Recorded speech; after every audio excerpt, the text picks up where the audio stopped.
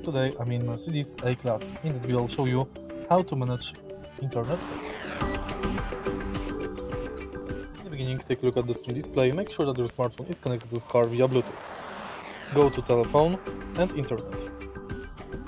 Scroll down and go to settings. Now manage internet settings. Select phone.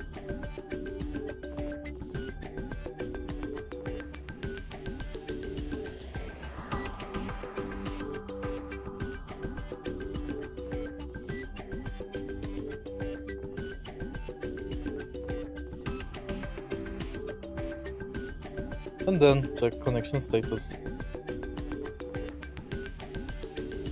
If you find this video helpful, please like, comment and subscribe.